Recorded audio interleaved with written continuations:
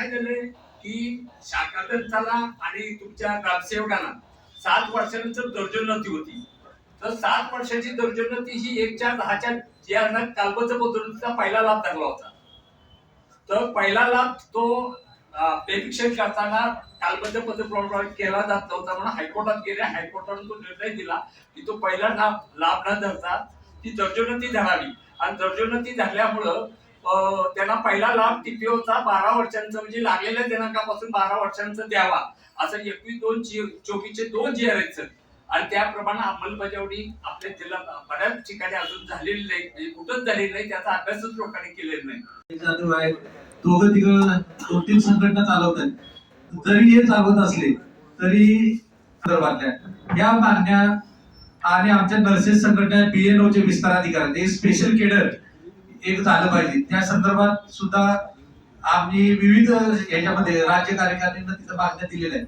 परंतु नुसतं आरोग्याच्या संघटनेला देऊन चालणार नाही. महासंघाच्या अजेंड्यावर हे विषय जर आपण घेतले तर निश्चितपणानं आज ज्या पद्धतीनं ग्रामसेवक संघटनेला तुम्ही उचलून धरलंय याचा अर्थ एक चांगलं काम झालंय. आम्हाला बी त्याचा अभिमान आहे की वेतन त्रुटी ग्रामसेवक संघटनेची अगदी आमच्या किंवा सगळ्यांच्याच मनासारखी झाली. त्या पद्धतीनं ग्राम लेवलला काम करणारा आमचा आरोग्य कर्मचारी आहे, नर्सेस असेल, आमच्या आरोग्य कर्मचारी असेल, त्यांना सुद्धा ग्रामपंचायत लेवल म्हणजे ग्रामसेवकांसारखे ग्रामसेवक, ग्राम विकास अधिकारी, विस्तार अधिकारी या पदासारख्या किंवा 30 वर्षांनंतर डायरेक्ट ES20 हे जर समकक्ष आम्ही काम करतोय खालच्या लेवलला, तर त्या समकक्ष असणाऱ्या वेतन श्रेणी सुद्धा आमच्या आरोग्य कर्मचाऱ्यांना भविष्यामध्ये येणाऱ्या कालावधीत मिळाव्या आणि त्या संदर्भात आपण महासंघाच्या अजेंड्यावर हा विषय घ्यावा. आमचा सुटली नाही, काय सोडलं नाही, आधी कुठला पुढारी आला तरी काकाला विचारल्याशिवाय पुढे जाता येत नाही. अशा पद्धतीनं चुलबुले साहेब काम करणारा आमचा हा म्हणजे हिरा म्हणून आम्ही काकाला समजू. काकांनी काम करत असताना ज्या 17 संघटना आहेत आपल्या त्यांना कधीही असा कुठलाही कर्मचाऱ्याचा एक गंभीर विषय आहे आणि तो सोडवला नाही असं कधी झालं नाही. ते काका पाटील लिपिक आहेत म्हणून काका पाटलांनी फक्त लिपिक आहेत म्हणून लिपिकांचीच कामं पाहिजे असं कधीही झालं.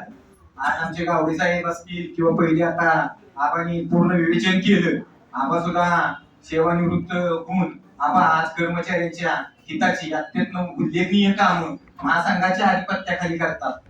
नूर को बेनूर बना देता, वक्त फकीर को भी हुजूर बना देता, वक्त फकीर को भी हुजूर बना देता.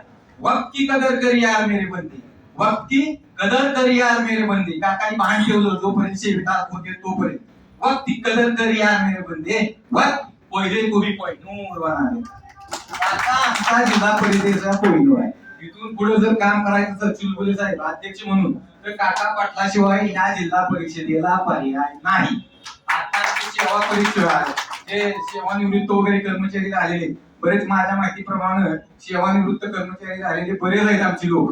त्या लोकांना अगदी विचारा की काका, मी स्वतः माझं उदाहरण देतो चुलबुले साहेब. मला या आमच्या जी लिपिक संघटना आहे आमच्या त्या लिपिक संघटनेने 2-4 जणांनी मिळून जी लंगूचालन करते ती कुणाचं काम तो इंदिरा गांधी म्हणली ये क्या है वाली, ये क्या लेकर आए हो, जानवर काय लेकर आए, ये जानवर नहीं है मध्ये महाराष्ट्राची संस्कृती. जे म्हणले हे आहे ना एक को भी बाहेर नाही जाणे. आणि खरी वस्तुस्थिती आहे खेकड्याने तो एक निघत होता बाहेर खेकडा, तो नागिन त्याला वाटला परत पाठली. अशी आपल्या कर्मचाऱ्यांची संस्कृती. कर्मचारी काम करून तिथं 3 महिन्याला अधिवेशनाला आम्ही जात असतो.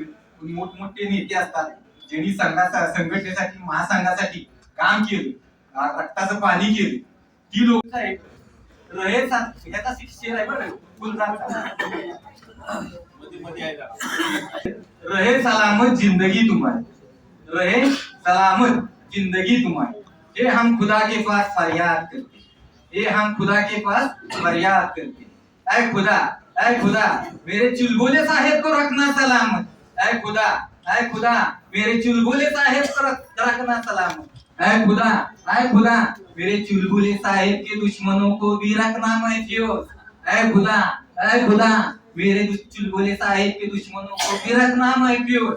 वरना चुलबुले साहेब के लिए, महासंघ के लिए, काका पाटील के लिए दुआ कौन करेगा.